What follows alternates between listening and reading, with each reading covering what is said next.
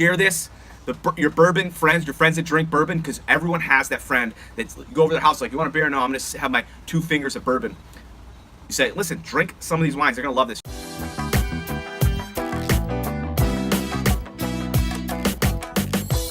What's going on, guys? Welcome to another episode of Baggin with Maximum Beverage. I'm your host, Matt Whitney, and this is episode number 62 of our Back Deck series. Nothing better than sitting out on the back deck and doing a little drinking of some wine, hanging out with some friends, eating some cheese maybe. I don't have a cheese today, but it's all good. Love the 2 gavies we had last episode. Great stuff. Check it out. That was episode 61. Really a great way to kind of compare and contrast 2 different wines, same region, same grape, but really good values we saw there. So I hope that we're gonna find the same thing here today. Let's get into this wine. Episode 62, wine number 1. All right, so we got a red wine. Good Lord, it's pretty jammy, like raspberry and chocolate cake combo on the nose. A little orange. Reminds me of it's like a Grand Marnier. Like, that's interesting. So there's like a smoke combination with a little orange like zest, which reminds me of Grand Marnier. It's aged in oak. So Grand Marnier is kind of a liqueur, but it's kind of has that nose. It's really weird. No idea what this is so far.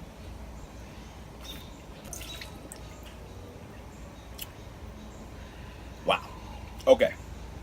A lot going on there. A lot of fruit. Jammy. To me, it doesn't feel pure. There's something going on there. Lots of oak. Good amount of tannin, but it's not like heavy. Very fruit forward. A little sweet, on the sweet side for sure. Not like dessert sweet, but you know, like sweeter red kind of style. God. It's okay so far. No idea. I have no clue what that is. Getting that raspberry, same thing, ton of that raspberry orange. That kind of orange is like coating. God. Wine number 2. Color the last one was a little more on the ruby side, but this is like dark plum. Oh my God. I'm getting like an incredible amount of like burnt, like not cedar, but burning cedar. If you're a burned cedar, you get the fresh cedar where you can just like kind of smell it. This is like a sweet, it's like a sweet wood. It's one of my favorite wine related woods. Does that make sense? Cedar? That's all I'm getting. I'm getting a little bit of cherry, some strawberry, but a lot of smoke, like crazy amounts of smoke. And I'm getting that same orange thing. God, what the heck is going on here? This is weird. Let's try it.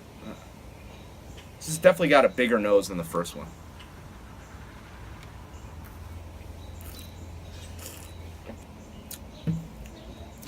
That is intense. Holy crap.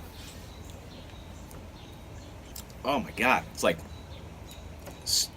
that's one of the most aggressive wines I've had in a long time. A lot of alcohol in this wine. Oh. I feel like it burned the roof of my mouth. I got like red berries. Like, I'm just thinking of just red, like the flavor profile in my head is just red berry with like mocha and smoke. Red berry, mocha, smoke. But I'm not getting the orange on the mouth that I was getting with the first one. So this has got to be domestic, New World wine, California probably. I'm gonna guess a little farther south, like Lodi. I'm thinking Zin, but I can't imagine people doing whatever they're doing here with Zin. The first one I could see being Zin, but then it's not quite jammy enough. It's got the jam, but it's not quite full enough. It's lacking some things, so I'm saying red blends on both of them. The second wine is like literally double the intensity. With the previous wines we talked about, New Zealand Sauvignon Blanc as compared to those Gavis, like if you're a New Zealand Sauv Blanc drinker, you should be trying these Gavis as something different. I don't have something for these, like a different, if you like this style, then this is a complete unique style of wine. There's only certain wines you're gonna like really love. Big, over the top, like you want a wine to literally like kind of slap you upside your head. So first wine for me, my palate, I'm saying red blend. I thought it could be a Zin, like a jammed up kind of commercialized Zin, but I think it's just a red blend. Same idea. Probably say 15, like 16 bucks, 15, 16 bucks. I think it's a little more. Let's go $19.99. Go $19.99. I'm gonna give it a 7. No, forget that. Rewind it. We're gonna do two things. We're gonna do my palate and what someone that likes this style would think, because these wines are very similar in style. One's a lot bigger than the other, but it's the same thing that these people are looking for. If you like love that Caymus, the newer Caymus style, Meiomi Pinot Noir, some of those Zins that we carry, like the Moss Rocks, like the big, like punch you in the face, kind of high alcohol, petite Syrah, stuff like that. So my palate, traditional wine drinker lover, it's a 6. On the new style wine drinker palate, this is an 8 out of 10, right? So we got a 2-point swing, I think, on how you're gonna appreciate this, because I don't even know if with my traditional wine drinking palate, like I love cab, but I like the classically made cabs. The $19.99, we're gonna say 6 for my palate, an 8 for the bigger, love over the top, higher alcohol style wines, and I'm gonna say California red blending. All right, cab. I said Lodi before. Lodi. It's a cab from Lodi. There you go. That's why I was leaning towards Zin. A lot of Zin out of that area. $17.99, so decent on the value. Reserve rack and barrel, bourbon barrel aged. I think I know what's going on with the second wine. These wines are pretty beast. Again, they take the wine, they age it in bourbon barrels as a finishing mechanism after they hit it. So they pop it in the oak bourbon for 4 months, bourbon barrels for 4 months, I believe. This is the first I've seen this one. Not bad, not a bad attempt at this. There's a lot of this going on. People love it. So 6 for my palate, 8 for 6 for my palate, 8 for the style lovers. Price. Hold on one second. Price. $17.99. I said $19.99. So if you're looking for this style, that's a value. Number 2. Same thing, red blend. I'm gonna say similar area. Again, a little farther south of like the Napa area. So Lodi, some kind of like central. We're on like central coast, but not coast. It's gonna be more inland. Lodi's not coastline. It's a little hotter, so it's a little more inland towards like Nevada. Not all the way towards Nevada, but just a little bit snug inside of Napa and Sonoma. You got that, you get like Lake County and places like that. So I think this wine's a lot more.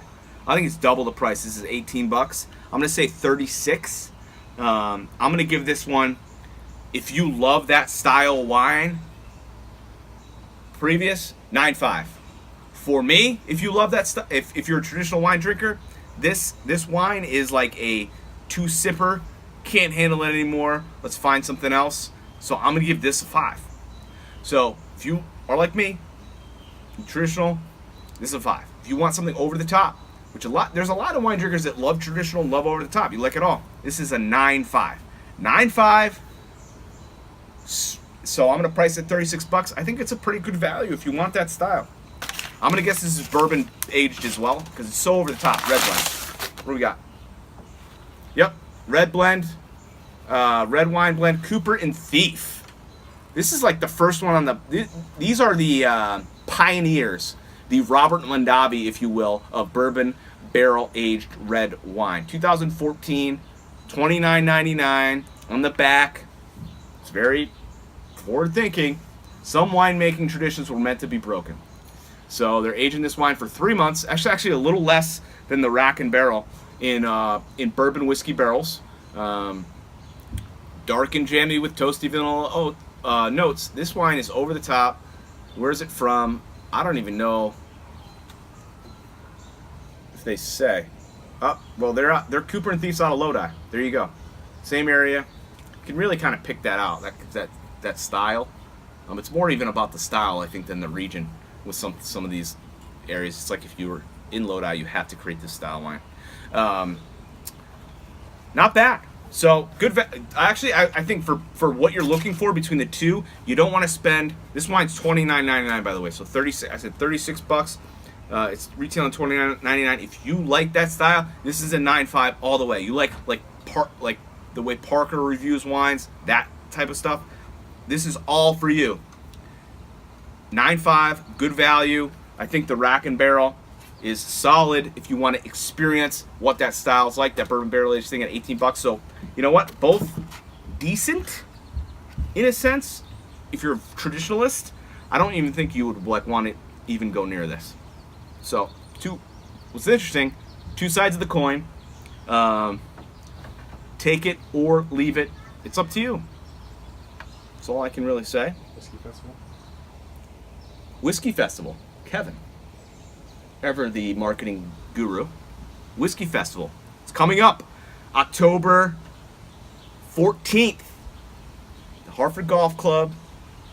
Expecting around, last year we had 350 sold out. We completely sold out last year. Whiskey Festival. You know what? Haha. We'll have these at the Whiskey Festival. Whiskey related wine. Probably the only couple. We'll have a couple wines there. I don't know if we'll have the rack and barrel, but we did have this at the Whiskey Festival last year, and that we sold out of this. So interesting to say that, a 9.5 out of 10 there. Whiskey Festival October 14th. Great VIP event. You can we'll taste some Pappy. We'll have some other things open, some more limited stuff, and in the regular event we're gonna have around 250 different whiskeys, Scotch, single malt scotches, bourbons, ryes, Canadian whiskeys, Irish whiskeys, Indian whiskeys. What's that? Rum, gin, tequila. Oh, we'll have some rum, gins, and some tequilas. I think we're going to open up to some other spirits this year because we're going to try to get another 150 people there because we sold out so quick. Same value, same food. It's going to be an awesome thing. You should check out the Whiskey Festival. I'm glad we did this. And that's what happens when they pick the wines. They decide the message. So, good wines. Listen, subscribe to our YouTube page. Share this. Your bourbon friends, your friends that drink bourbon, because everyone has that friend that you go over to their house like, you want a beer? No, I'm going to have my 2 fingers of bourbon. You say, listen, drink some of these wines. They're going to love this. You like that over-the-top style, like those Elijah Craigs, those bigger, brawnier, kind of fruit forward, in a sense, style whiskeys. You're going to love this style wine. This is a bourbon drinker's wine. Cheers.